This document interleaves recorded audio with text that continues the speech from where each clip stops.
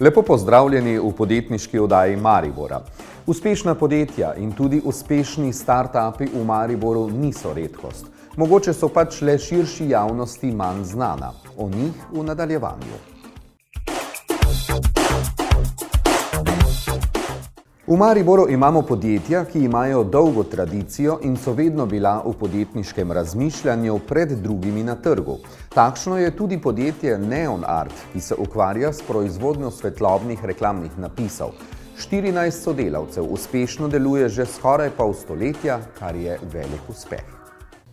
Mislim, da je prvotna neka vrednota zaupanje strank in seveda neka zanesljivost in poštenost in potrpežljivost, predvsem, da ostajaš na trgu tudi, kadar si v slabi kondiciji ali pa misliš, da ne gre več naprej, ampak vedno moraš razmišljati pozitivno, iskati nove kupce, nove trge, nove produkte in da se, če želiš in to delaš nekako na nek način z srcem, energijo, voljo in s tem, da to rad delaš, kar počneš pravzaprav. Vi ste pravzaprav prevzeli od svojega očeta, ne? Ja, oče je začel leta 1967, žal je zelo mlad umrl, tako da je potem nadaljevala dejavnost mama, od leta 1996 pa z možem vodiva midva podjetje, tako da gre zopet družinska tradicija naprej. Verjetno tako kot vsako podjetje se znajde, torej ima svoje višine, ima svoje nižine, vzpone, padce. Kako se vi sovpadate, kako se spoprijemate, ko so malo slabši časi? Seveda reagiraš na trg, te na nek način prisili, da začneš misliti in reagirati dokaj hitro, saj imaš zaposlene ljudi in potrebno je živeti in delati. Zato seveda hitro najdeš druge trge, nadomestne trge v tej situaciji, ki je bila seveda glede na to, da smo blizu meje, seveda takoj prestopili meje Slovenije že nekaj let nazaj in tudi tam iskali kupce in poiskali dobavitelje in neko mrežo si naredili svojih klientov na ta način, pravzaprav in z neko izboljšavo produktov, z promocijo, če želiš se da. Kaj vas najbolj fascinira kot podjetnico, kaj najraje delate, kaj je tisto, kar vas vleče, da peljete podjetje dalje, da pridete zjutraj v službo veseli? Jaz pravzaprav veliko sama na sebi tudi naredim, se pravi, moram biti jaz najprej dobre volje, pozitivna, nasmejana, da lahko vse moje sodelavce navdušim na nek način in jim predam to energijo naprej in veliko delam seveda s strankami, veliko se pogovarjam po telefonu, sem v družbi, se pravi to aktualno mreženje v tej smeri, predajamo neko znanje drug drugemu, navdihujemo, pravzaprav sodelavci med sabo tudi, smo kar tak neka pozitivna druščina. Je javno delovanje podjetja, javno, ne, bom rekel, da se pojavljate ne samo v poslovnih vodah, ampak je včasih treba tudi na kakšno družabno prireditev oditi, nujno ali ne? Ja, je nujno, v nekih, bom rekla, mejah mogoče, pa tam, kjer se res dobro počutiš, da bi se kar pojavljal samo zato, da si nekje prisoten. Pač take narave, jaz nisem, se pojavim tam, kjer mi je udobno, kjer sem posproščena, kjer mi je družba okej v tej smeri. Kako pa gledate na ljudi, to je v zadnjih 7 letih postal nacionalni šport jamranja, nerganja, nič se ne da, vse je za nič, pri vas pa dokazujete nasprotno?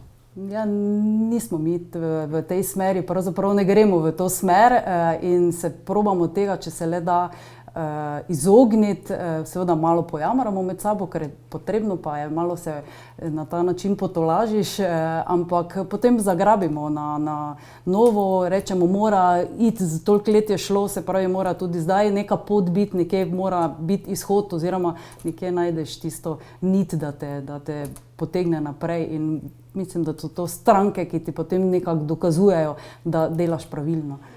Podjetje deluje že več kot 40 let, krpko čez. Kje pa se vidite v prihodnosti, vizija podjetja?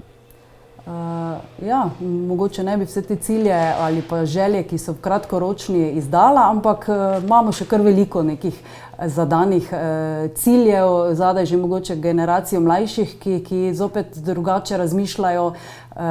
Tudi to je pozitivno, da mogoče nas malo generacijo zopet v eni miselnosti malo premakne nekam drugam. Je to nujno, ne da? Nujno. Hvala lepa za pogovor. Hvala, tudi vam.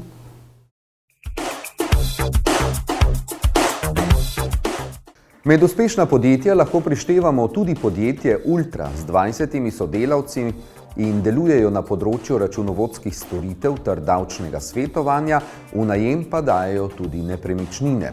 Velja za delavcem prijazno podjetje, uspešno pa poslujejo od leta 1992. Jaz mislim, da moraš biti predvsem vztrajen, verjeti vase, izbirati dobre sodelavce in ponuditi pač najboljše, kar lahko. Se pravi, kvaliteta je tisto, na čemur mislim, da moraš dati poudarek, ne glede na to, karkoli delaš, ne. In potem pač se to odrazi na trgu. Mogoče je pri vas malo drugače kot v podjetjih, ki smo jih do zdaj obiskali, imate skoraj izključno žensko ekipo, ne? Pravijo, da so ženske direktorice lahko boljše, imate pa 19 oziroma 18 sodelavk plus enega sodelavca. Je z žensko ekipo malo težje delati ali ne? Zagotovo je to ena specifika, je prav zanimivo.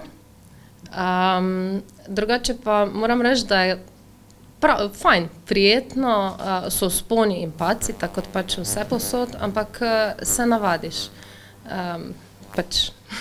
Je potrebno z ekipo veliko delati? Ja, mislim, da je to v vsakem primeru in v vsakem podjetju tisto, kar je ključno z zaposlenimi, z ljudmi je treba dnevno delati, pač reševati probleme. Mislim, da je to tisti ključ tudi do pozitivnega poslovanja, ne. Ne pod preprogo pospravljati zadev, ampak pač reševati skupaj. Na našem področju je kar nekaj takih stvari, ne samo pač osebnostnih, ampak predvsem strokovnih, kjer moramo debatirati, se vse skupaj, pač mnenja v bistvu izmenjati, da potem najdemo pravo in najboljšo rešitev pač za stranko. Sploh računovodstvo se mi zdi, da zna biti precej težko, glede na to, da naša država spreminja zakone kot po tekočem traku in je verjetno treba spremljati od zakonov do pravilnikov, novelacij teh, kaj si jih omenil. Ja, tega je v bistvu ogromno, tako ker z dneva v dan več, en kup birokracije, ki seveda ne otežuje delo samo nam, ampak predvsem tudi podjetjem. Nam seveda nalaga to dodatne neke zadolžitve. Mislim pa, da je zelo pomembno, oziroma pač bi rekla, neko moje načelo je, da delujemo skupaj, da imamo specialiste na različnih področjih in lahko potem najdemo neko celovito rešitev, ne, kjer se pač uskladimo potem iz različnih področij. Zato pač mi vedno pravim, nismo kot nek klasičen računovodski servis, ampak pač strankam ponujamo poleg računovodstva tudi davčno svetovanje, finančne storitve, pravne storitve, controlling in potem stranka pač, ko ima nek problem oziroma ko se mi soočimo z nekim izzivom na računovodskem davčnem področju, v bistvu ga obdelamo iz pač vseh zornih kotov. Neminovno pa je, da se verjetno je tudi vaše podjetje soočalo s padci, vzponi, izzivi, tudi zaradi gospodarske recesije. Kako ste se s tem soočali? Ja, ali se soočate? Seveda, bi rekla, da smo v fazi soočanja z tem, predvsem zaradi razmer, ki so v bistvu na trgu. Konkurenca je precej močna, cene temu primerno padajo. Strankam poskušamo dnevno pač nekako dokazovati, da cena ni edini in izključni faktor, ampak da je pač pomembna tudi kvaliteta in tisto, kar pač dobijo za to. Seveda pa se soočamo z tem, z kolegicami, se dnevno v bistvu pogovarjamo o teh zadevah. Ja, absolutno smo začeli veliko bolj gledati na stroške, torej racionalizirati zadevo, pridobivati nove stranke. Dosti poudarka dajemo temu, da pač gledamo na to, da je stranka v redu. Začneš v bistvu nekako selekcionirati tudi, zelo pomembno postane zaupanje, plačilna disciplina. Nekako v bistvu iz tistega, ko smo včasih mogoče vsako stranko v bistvu bili odprti za vsako stranko, tudi danes smo sicer, vendar dajemo pač poudarek nekim drugim kakovostim. Kje pa vidite podjetje, ki se sicer ukvarja z dvema vrstama dejavnosti, to, kar smo že tudi uvodoma povedali, v prihodnosti? 5-10 let, ne vem. Torej tudi čez v bistvu, ne vem, 5 ali 10 let, bom rekla, je naša vizija, da se bomo ukvarjali z obema področjema, torej na eni strani z storitvami, ki jih nudimo svojim strankam, in z nepremičninami. To je v bistvu nek portfelj, ki ga imamo, ga ohranjamo na nekem nivoju. Kar se pa tiče storitev, pa seveda moramo iti v korak s časom, se razvijati, osvajati nova področja, tako kot nam nalaga država z vedno novimi predpisi in izzivi. Mislim, da zagotovo je kvaliteta tisto, kar nas vodi in bo tudi v prihodnje vodilo naprej. Zraven tega pa celovitost storitev, torej da lahko stranki ponudimo celo paleto storitev, ki so v bistvu na nek način sorodne, ki jo potrebuje. Velik poudarek dajemo pa tudi tujim trgom, oziroma to pomeni strankam, ki prihajajo iz tujine in potrebujejo v bistvu naše storitve na področju Slovenije. Začeli smo delati v letošnjem letu tudi storitve na Hrvaškem, z sodelavci na Hrvaškem. Ogromno pa v tem času pomagamo tudi podjetjem, ki delajo v tujini. Imajo napotene delavce v tujini, sicer imajo tam lokalne računovodstva oziroma davčne svetovalce, vendar imamo tudi mi v bistvu partnerje, ki jim pač jih priporočamo. Hvala lepa za pogovor in vso srečo. Hvala.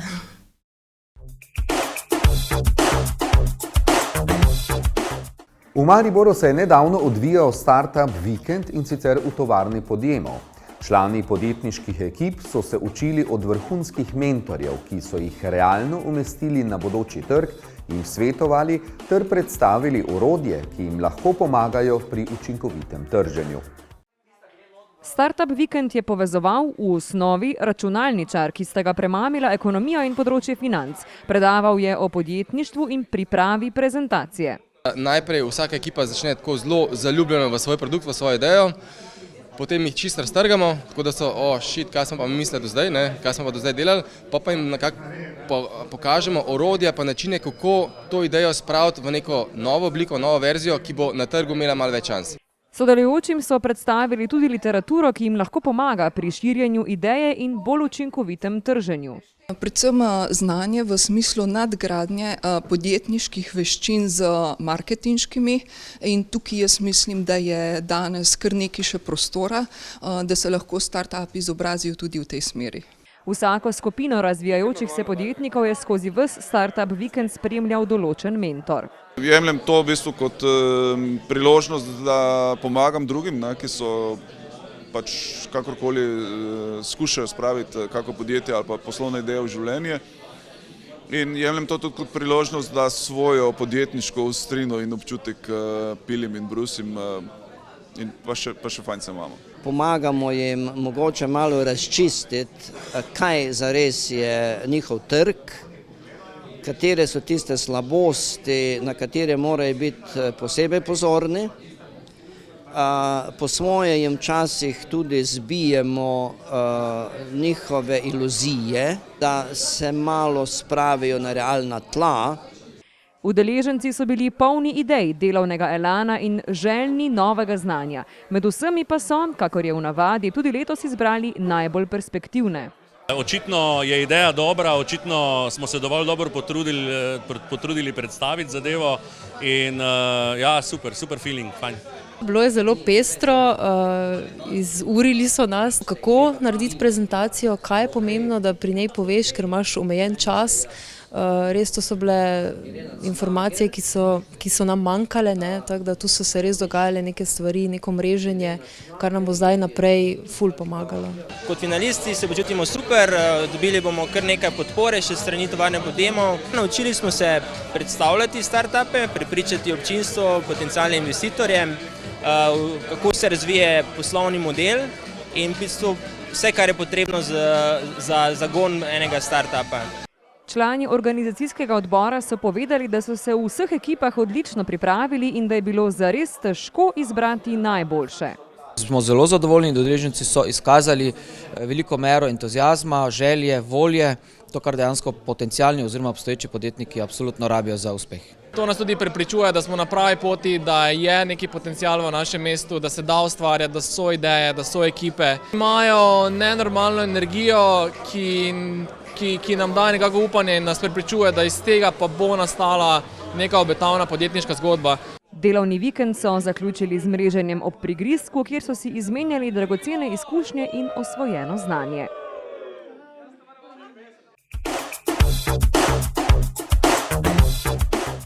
Nadaljujemo še z enim uspešnim podjetjem imenovano Semantika, ki ga sicer uvrščamo še v startup rubriko. Podjetje deluje od leta 2007. Osnovna dejavnost, ki daje kruh 6 sodelavcem, pa je razvoj programske opreme, posebej za področje kulturne dediščine. Soustanovitelj meni, da je podjetništvo način življenja. Če se s tem ukvarjaš oziroma če se s tem vidiš, da želiš nekaj ustvarjati, vedno iščeš neke priložnosti ali težave, ki iščejo rešitev. Tako da tudi jaz sem se na podoben način, sem videl določene priložnosti na razvoju programske opreme in se mi je zdelo, da v bistvu lahko kot podjetje ponudimo neke nove storitve, narejene na boljši način, bolj kvalitetno in tudi zaradi tega sem se dejansko začel ukvarjati s tem. Začetek je dejansko bil iz študentskih dni. Bilo se je dejansko treba odločiti, ali začeti eno kot neko profesionalno kariero, kje drugje, ima se kar nekaj ponudb, ali pa nekako vztrajati za temi stvarmi, ki sem si jih sam zamislil.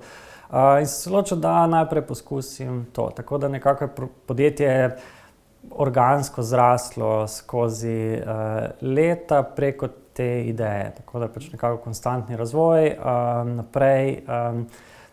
Je zraslo počasi, postopoma na nek način takoj po koncu študija.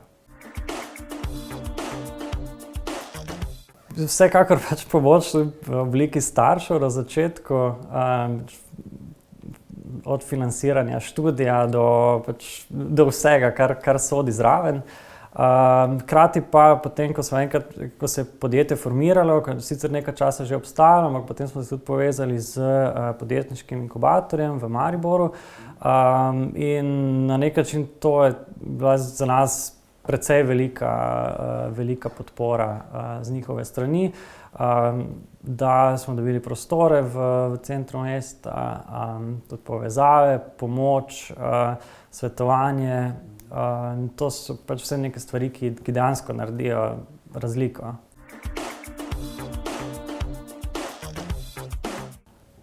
Najverjetneje vsako podjetje ima nekako svoje specifike, zagotovo je verjetno neke stične točke so vedno iskanje naročnikov, iskanje projektov, sploh razvoj produkta, še posebej na začetku, recimo, ko je manj ljudi, ko je v bistvu manj financ, potem je tudi treba neko racionalizacijo delati, v bistvu, katere stvari se bo razvijale, kdaj. Tako bi rekel, da dokaj klasične težave, ki jih ima večina startupov, torej kako začeti, kje najti prvega naročnika, neko, ki je pač v bistvu pripravljen to verjeti v idejo oziroma v produkt, ki ga predstavljaš. Nekako prvi cilj je dosežen s tem, da smo pač je podjetje, ki funkcionira, ki je stabilno, ki bo tukaj še veliko časa. To nam je pač pomembno zaradi sebe in tudi zaradi naših obstoječih naročnikov. Se pa smo ambiciozni, delamo na veliko področji.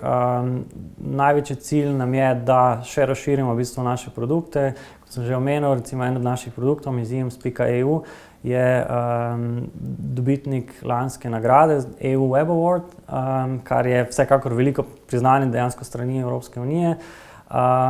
In to je platforma, na kateri želimo še graditi.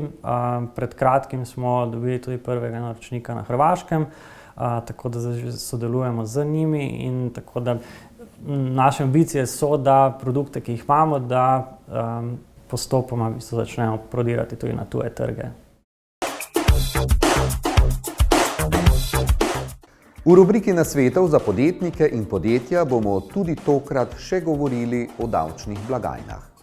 Torej, našim članom oziroma vsem davčnim zavezancem priporočamo, da glede na dejstvo, da se bo zakon pričel uporabljati že z 2.1., da pravočasno poskrbijo za nakup računalniškega programa za fakturiranje. In zlasti pri tistih davčnih zavezancih, ki doslej niso uporabljali, bomo rekli, elektronskih ali računalniških blagajn, torej, da ti davčni zavezanci poskusijo že v mesecu decembru testno potrjevati račune. To se pravi, da se na ta režim nekako navadijo. Torej, ker v mesecu decembru velja prehodno obdobje in bodo davčni zavezanci seveda lahko od tedaj dalje poskusno potrjevali račune en mesec. To se nam zdi, bi rekel, zelo smiselno. Torej, da izkoristijo to možnost. No, potem je mogoče davčne zavezance opozoriti tudi na to, da v mesecu novembru morajo FURS-u